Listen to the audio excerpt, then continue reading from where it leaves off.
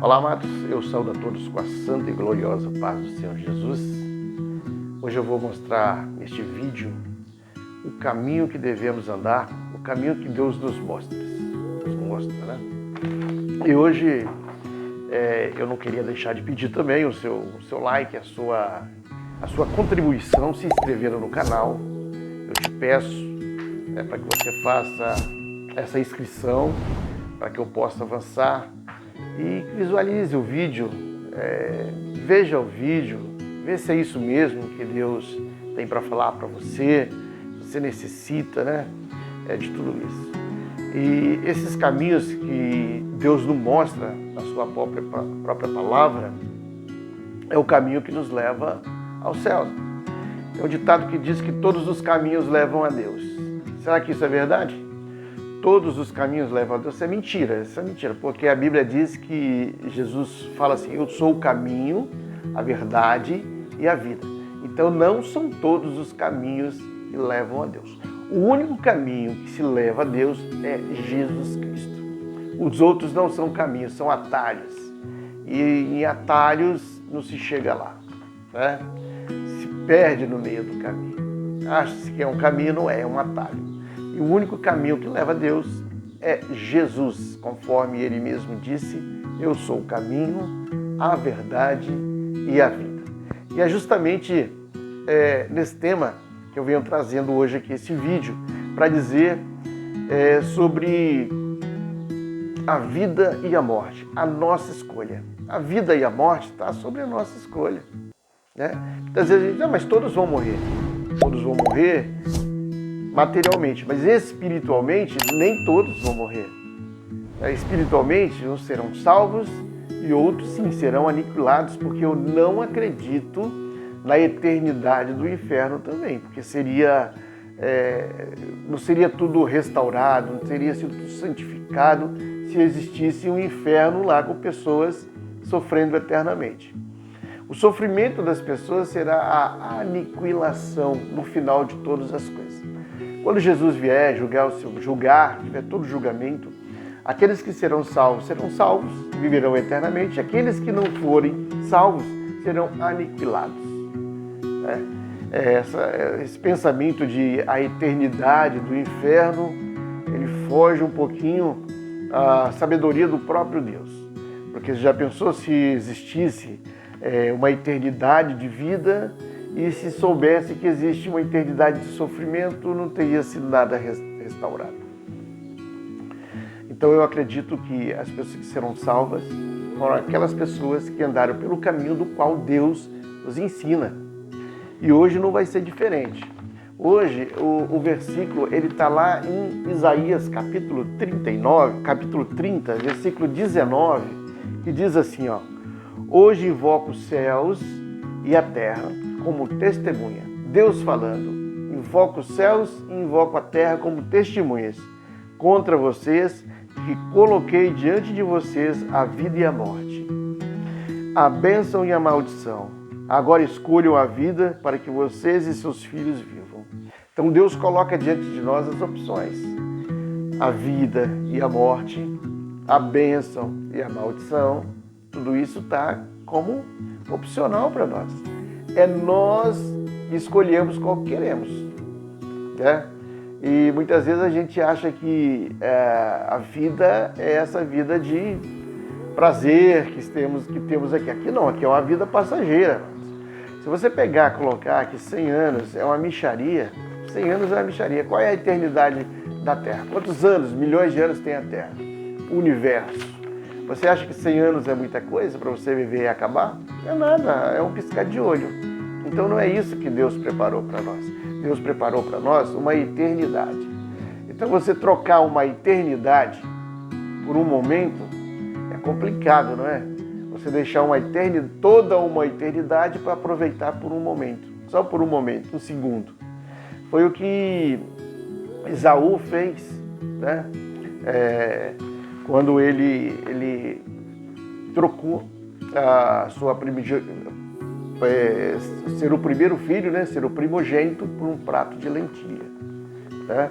Ele se desfaz de todos os seus direitos e privilégios que tinham, primogenitura, por um prato de lentilha. Eles sentiam fome naquela hora, sentiam o cheiro daquela comida gostosa e trocou toda aquela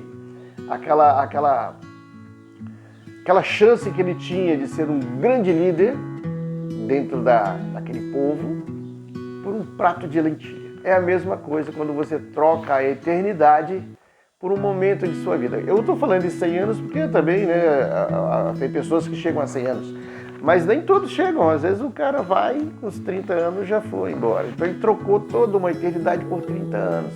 Ou seja, por um segundo, por um passar de um segundo, pouquinha coisa.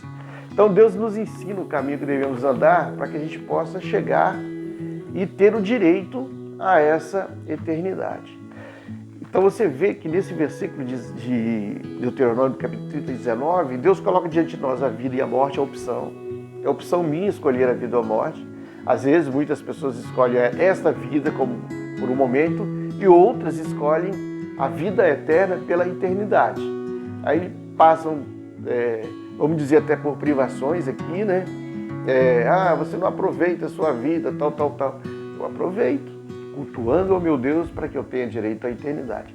Coloca a bênção e a maldição. As pessoas acham que bênção é quando a pessoa está bem, cheia da grana, cheia do dinheiro.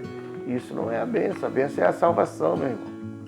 Cheio da grana, cheio do dinheiro é aqui, é este momento.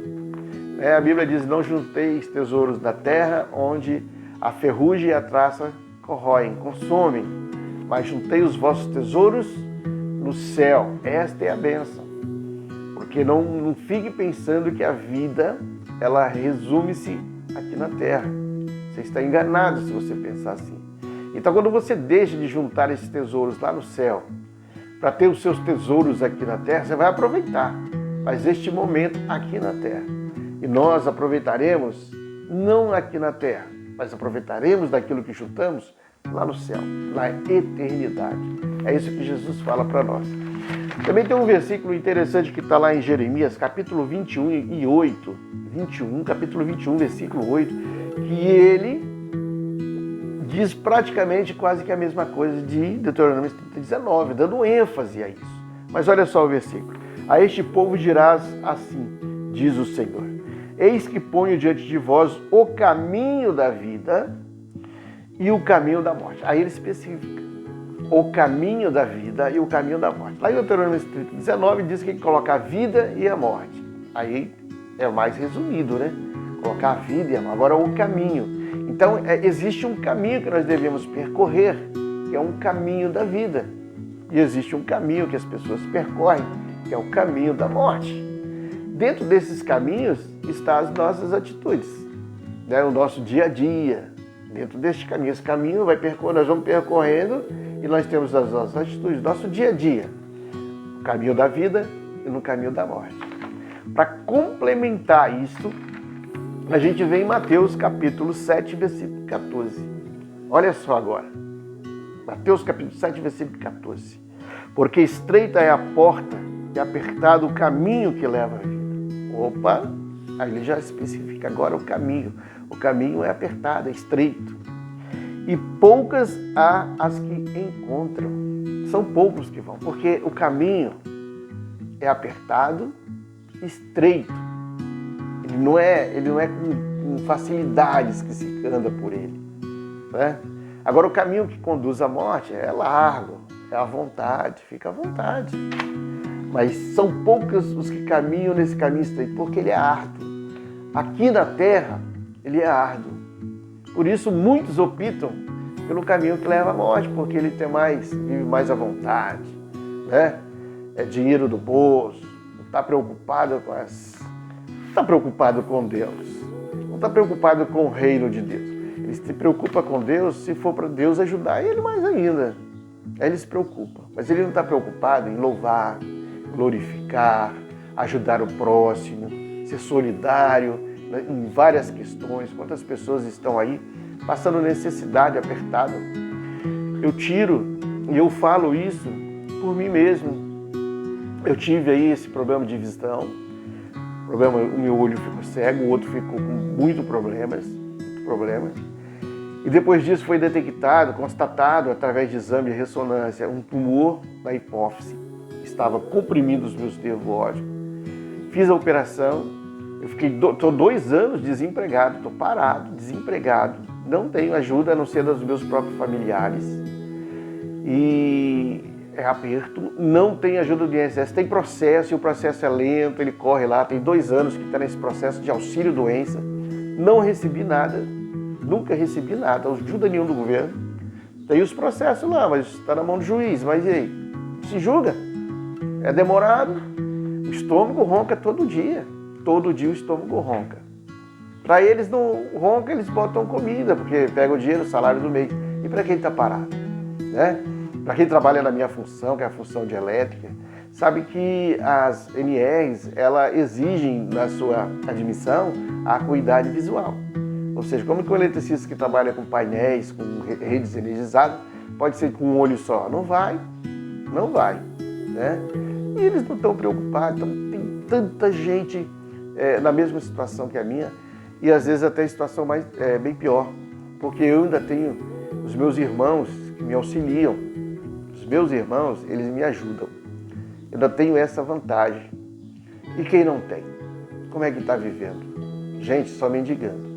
Então tem muita gente que tem, prefere gastar, viver suas vidas, né, gastando aí com churrasco, com sei o que lá, e não ajudam, não são solidários.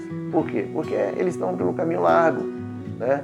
E a gente deveria estar sempre olhando para essas pessoas que estão necessitadas, de fato necessitadas, né? De fato. E uma cesta básica mensal para quem tem muito não é nada, não é nada. Então faz uma cesta básica, doa, pega uma família que você vê, essa família está necessitada.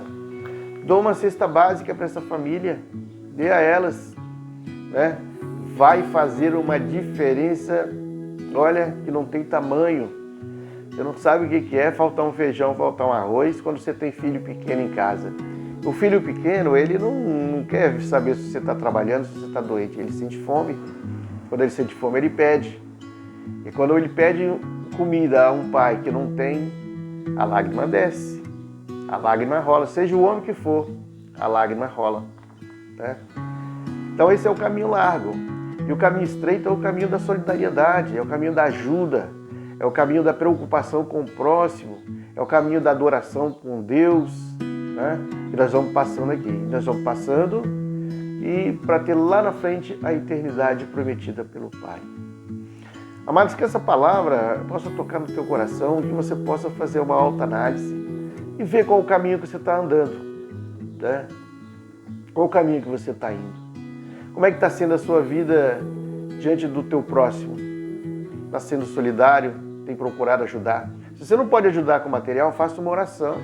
A oração do justo vale muito em seus efeitos. E Deus vai providenciar. Deus é um Deus que providencia. Agora, aquele que é servo do Senhor, conforme a Bíblia diz, jamais viu um justo mendigar o pão. Isso é certo, amado. Isso é certo. Tem 2 anos que eu estou desempregado, mas não mendiguei. Não mendiguei. Tenho os meus irmãos, mas a mão de Deus é maior que a ajuda dos meus irmãos. Porque a mão de Deus, na hora que eu preciso, ela coloca. Não sei de onde vem, mas ela põe. Ela vai lá e coloca. É todo santo dia isso acontece. Todo santo dia. Porque Jesus não se preocupeis com dias de amanhã, porque a Ele o Senhor sabe qual é, o que vai ser feito. E assim eu tenho sido feito, e assim eu tenho glorificado a Deus, e tem me suprido as minhas necessidades. Graças a Deus, glória a Deus. Mas que essa palavra fique no seu coração, que você possa meditar, que você possa olhar melhor, e quem sabe você entra por esse caminho estreito, mira a cruz de Cristo, segue por Ele para a vida eterna. Amém? Deus possa nos abençoar, trazer a sua graça sobre nós, o seu amor, né? A sua misericórdia sobre nós, sobre mim, sobre a sua família, sobre a sua casa. Onde você colocar os teus pés, ali haja prosperidade na sua vida. E você possa crescer diante da presença do Senhor Jesus. Amém? Deus te abençoe.